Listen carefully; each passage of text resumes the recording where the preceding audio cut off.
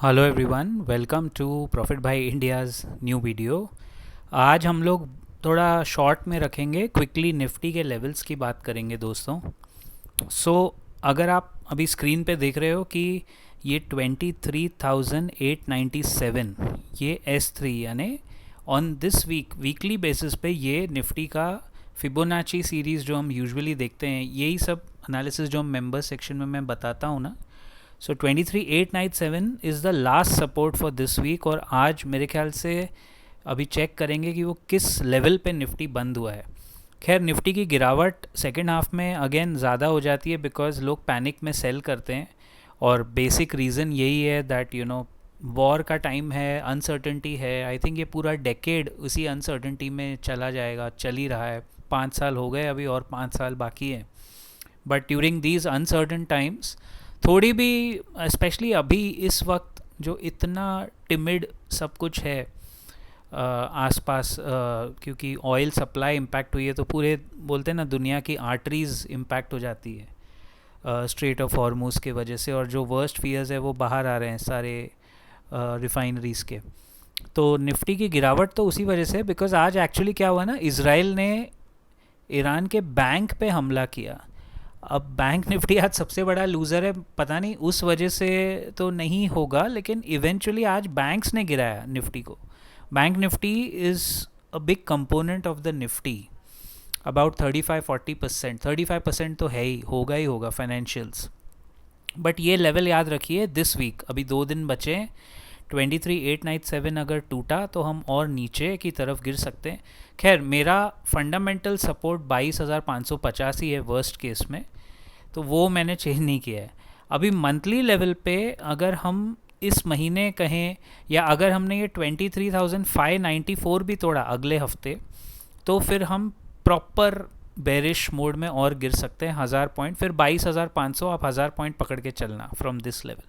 तो बेसिकली हमें इस महीने ये 23,600 का लेवल समझो आप मोटा मोटा बचाना है, और इस हफ्ते 23,897 बचाना है क्लोजिंग बेसिस, हाँ, इंट्राडे नहीं। और अगर आप आज देखोगे तो क्लोजिंग बेसिस पे 23,866 दिख रहा है मुझे क्लोजिंग।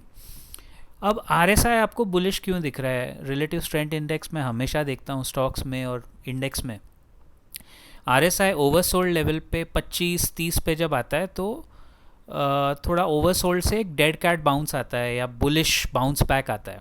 इस वक्त RSI बुलिश दिख रहा है बिकॉज वो ओवरसोल्ड है। Nifty is clearly oversold and it's a very good level for any depending stock specific fresh entry करें या जो भी करें, केस स्टडीज़ पकड़ें।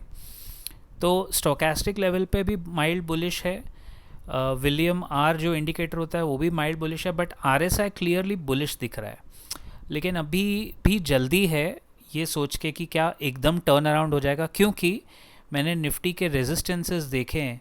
24,150, 24,200 पे बहुत बड़ा रेजिस्टेंस है, और वही 24,200 के आसपास है 5 day exponential moving average Nifty का।